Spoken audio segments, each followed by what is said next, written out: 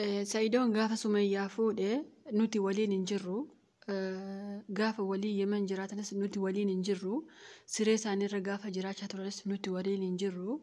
Isaanumatu wal jaalatee Yemen keessatti wal argatee wal fuudhee akkaataa kamiin akka wal fuudhanis isaanumatu beekaa nuti hin beeknu. Waan agarreerus hin qabnu. Erguma isaan miidiyuma kanarratti agarree isaan barree lammaffaa immoo ergi isaan wal lolaniitu sirriitti gadi fageenya uummanni isaan baree kan silkii hin qabnellee kan qabunillee jinniillee seexannillee wal gahee ergi isaan wal lolaniitu baree jechuudha. Inni Nookiyaa qabatus inni hunda qabatus inni Tachii qabatus ergi isaan wal lolanii baree jechuudha irra caalaa uummanni. Garuu duraanis beekamtii qabu garuu irra caalaa. Garuu haa ta'u malee kan beekus kan hin beeknes har'a maal jedhanii suuraa nama kan Sumayyaa fide kana isaan fayyadamanii maal jedhaniin irri Oromoo jaalalan beeku baga itti taphattee baga itti haasoftee ganaayyuu qoricha isaa poolisii itti fiddee ukkeerraa kaasisti jedhamee afaanuma isayyuu mee akka gootanii gaafa wal qeeqxani afaan biraatiin wal qeeqame. Ageessanii huushochi ageessanii gaafa wal qeeqxani ijoolleen keenya afaan biraatiin wal qeeqa sinii galee afaan biraatiin wal arrabsa malee afaanuma kee fayyadamtee Sa'idoon jaalalan beeku Sa'idoon baga iiftee Oromoon jaalalan beektu maal hin jedhina sinii galee gaafa waan kanaan nama qeequ yookaas wal qeequ eegalte silaa isin ikkoo qeequmsaan akka beekamtan hin beekna wal guddisuun hin beekamtan malee qeequmsaan isin ikkoo tokkoffaadhaan hin beekna waan akkasii sinii galee garuu afaan biraatiin wal qeeqame afaan Arabaa fa'aa afaan Arabaa beektu afaan Arabiffaa Ingiliffaa afaan waan barbaadanii wal qeeqaa malee baga akkas ta'ee Sa'idoon kana isin ikkoo siree Sa'idoorra waliin hin ciifne Sumayyaaf Sa'idoon bakka wal arganitti isaanuma beeka kan wal fuudhillee isaan kan ijoollee lama wal irraa argatillee isaan kan jaalala isaanii ooffachaa turanillee isaan sigalee isheenuu otoo Sa'idoon jaalalan beeku ta'ee otoo Sa'idoon nama sirriitti jaalalan beekne waan hundumaa gadi qabee isheen obaafne ta'ee haga har'aatti akka inni hin fuuneef faana fiigdu likkii walitti himna. Isin gaafa namni mataa gadi qabatee miidiyaa kanarratti namni maannaan jedha gaafa jennee irruma lab goone dabarru waan dubbii hin beeku naman seenaa dhugaa rabbi isin jedha. Irri Oromoo duraanuu jaalalan beeku eenyu sinaa fuudhure annama ajaa'ibdanii bari ijoolleen keenya. Irri Oromoo duraanuu jaalalan beeku baga iifte hin beeku akkamiin gadi qabee ishee korokkolee ijoollee lamarraa argatee haga har'aatti immoo waliin fiigdire waan inni jaalala beekuufi bara. Indahum gororri Sa'idoo yoo lafa bu'e qoricha fuutee liqimsuu qabdi shamarri gaafa inni gororri isaa lafatti tufe gaafa agartan fuudhaa liqimsaa leenca keessanii dhugaa rabbi inuma yoo ta'u kutaa tokko kana keessa hunda fuudhee tokko irraa ashee yaa salaam baay'ee namatti tola leenca akkasiitoo baay'eetti dhugaa rabbi isin jedha kee kan hin faarsine lammii kee kan hin faarsine goota kee jaalala beeka kan jette kan hin faarsine eenyuun faarsuu hedduu beeku.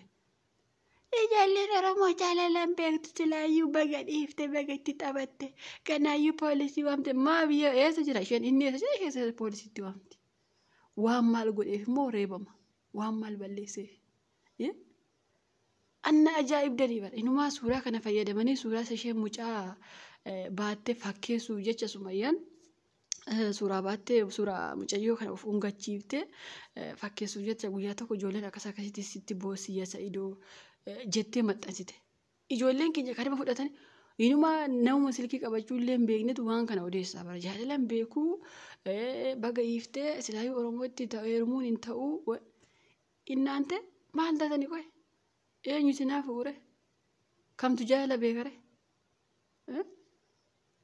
nuti anama fakkeenyaaf yeroo hedduu waa'ee Sumayyaa kana Sumayyaa arrabsuu yookaas immoo qeequu waa hedduu jiraati nama qeequu gaafa barbaadu waa baay'ee jira garuu maaliif of qusaadha beektanii ijoollee wal gidduutti waan qabaniif boriftaa walitti deebi'uu danda'u haati manaaf abbaa manaa hagamaal osoo wal lolanii hagamaal osoo wal cafaqanii isuma gidduutti iyyutu lafatti hafa malee guyyaa tokko jarri walitti deebi'anii sumatu salphate hafa. Sigalee kanaaf jecha ani yeroo baay'ee Sumayyaa kana har'atu arrabsee sagaleen koo rikoordii ta'e waggaa meeqa ta'a anillee uf taazzabaa hafa gaafa jarri walitti deebite immoo rakkoodha kanumaaf jechan waa'ee ishee haasa'uu isa malee akkuma isin amma suuraa ishee fayyadamtanii dibbin gootanii ukkeerraa kaasaa jirtan kana Sa'idoora Oromoo jaallalan beekuu maali jettan kana anillee waan jedhee arrabsu waa baay'ee jira sinii galee dhugaa rabbi isin jedha. Keessaafuu beektu gaa Sumayyaa kana osoo arrabsuuf kaane waa baay'ee jira waa ittiin qeeqnu. Waa baay'ee jira. Dhugaa isinitti immoo waa baay'ee jira. Garuu qeequun barbaadu. Yoomillee ta'e Sumayyaan qeequ. Maaliif isheen summiidha marziidha hin beekaa. Akkaataa kam isheen Sa'idoo jaanjisaa jirtu hin beekaa. Otuma keessi kiyya gubatu keessi kiyya ciinca'uu zim jedha. Maaliifiree otollee Sa'idoon dubartii biraa fuudhee waliin jiraatee Sumayyaan immoo dhiira biraatti heerumtee ookee gaafas arrabsuu dandeenya. Amma jarri hundiyyuu hima fiiga. Sumayyaan isima fiigdi Sa'idoo waliin. Sa'idoonis dubartii biraan fuudha jedha yookaan hin fuudhe yookaan maal amanee maal arrabsaa. Kanaaf jecha nuti gadi jennaan inumaayyuu afaanuma keenya fayyadamaa dhiirri Oromoo jaalalaan beeku baga iiftee bagammoo Yemenii as deebitee itti taphachiiftee itti tapsiistee otoo ani isheeti poolisii itti waameen qaxaqqachisiisaa waan maal godheef qaxaqqatama. Inda'uun namoonni waan akkasii jettan warra Sa'idoo abdanii hin argamu Sa'idoo dhugaa rabbii hin argamu Sa'idoo. Osoo abjuutiin argitu akkam Sa'idoo kana dhugaa rabbii. Inshaallah nama gaafa biyya galee bakkuma inni jiru dhaqee harkuma isaa kana soon qabee dubbiseen jannati magalataa jedhanii hin gammada. Dhugaa rabbii isinii jira jannati wayii galata hindee adikkoo gaafa Sa'idoon ayyuu kana ofitti ammatee ayyoon bakka maal ta'uuf jette sana Sa'idoon shamarra meeqa miira keessa gashee kushiinaa arafaa keessatti nama imimmaan buusee boo'ee argeerani. Dhugaa rabbii isinitti hima dhuguma rabbiin na argu nama imimmaansa xapxap go'ee buusee wayne maaluma ofiin jetti kan akkatti ayyuun ammatte Sa'idootiin nama jee boo'u argeeran akkam. Dhugaa rabbii isiniin jedha ka gaafa ayyuu itti maramtee boose sana gibbii isaanii keessatti. Hindee Sa'idoon ikkoo yoomanni akkasuma yoomanni haasa yoomanni qubeema jaalala si jaaladha son jedhin si yeroo manni jiru adama gorora kee jag gochuun galtan warra shamarran dhugaa rabbii hin argattan ka waa hin arganneef qeequu eegaltani malee dhiirri Oromoo jaalalan beekuu baga iiftee waan akkasiin hojjetu. Dhugaa rabbii waan akkasii soba keessatti tarii tokkotti qabamtee ta'uu mala inni iyyuu ka unu miti inni atitti qabamte fakkeenyaaf dubartiin tokko dhiiruma itti waqtii heerumte dhiirri suni waan isheen barbaaddu yoo fakkeenyaaf injiraa miira isuma albaate dhiirri Oromoo akkasii dhiirri Oromoo hin qeeqina ijoollee keenya keessaafuu Sa'idoo jaalan beekodde hin qaanfattani. Sumayyaan Sa'idoon jaala wallaalee osoo hin taane kan isheen akkanatti siqaayii agarsiifte tokkoffaa maaliif akka isheen siqaayii agarsiisaa jirtu hundi keessanuu beektu. Namni hin beekne jira. Mee namoonni hin beekne Sumayyaan maaliif akka akkas gootu? Ani garuu sirriitti beeka bareeche maaliif akka isheen Sa'idoo akkana gochaa jirtu eenyuun aarsuuf eenyuun gubuuf maaliif akka isheen akkana gochaa jirtu ani dhibbaa beeka. Warri isinii gala warri isin hin galle immoo guyyaa tokko isinii gala. Isinii galee maaliif akka isheen har'a Sa'idoo bichaa miti beeki namni gubatu. Namni Sa'idoo jaalatuu fi namni lafee Sa'idoo dhiiga Sa'idoo qomoo Sa'idoo ta'e hundi hin gubata. Sigalee isheenis kanuma si gubuuf jecha kana gooti Sa'idootiin malee Sa'idoon jaalala wallaalee miti. Inumaayyuu kan isheenuu marzii taate isa idditu kan isheenuu bofa marga keessa taate isa idditu kan ati immoo afaan keetiin dubbachaa inni jaalalan beeku gaafa jettan hin qaanfattani sheem.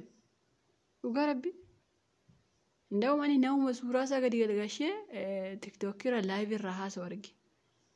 Fayyaa qabdu qoy. Jaalala wallaalee fi inni amma kana waliin rakkachuu jiru jechuun yeroo tokko gaafa namni jireenya isaaf gadi jedhee ijoollee ofii arguuf wanti jedhu nama jaalalan beekni wayii tokko gootanii akka gowwaa wayii tokkotti nama ilaalina. Dhugaa rabbii isiniin jedha.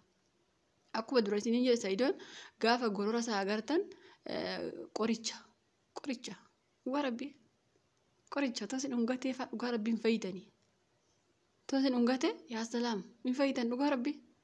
Labbaa jaalan beekotta afaan guute yetaa abbaatu dhugaa rabbi Sa'idoon jaalan beeku Oromoon jaalan beeku eenyu beekare ani numaa keessaaf warri shamarranii akkas jettanii hin hojjetina jaalalan beektu ijoollee Oromoon jeena sirriitti jaalala beekani too jaalalan beeku ta'e Sa'idoon hamma kana Sumayyaan gororashee walii wanti jettu waggaa tokko guutu nan dubbachiisinaa mee dhugaa rabbi intala kana arrabsuun barbaadoni dhugaa rabbi.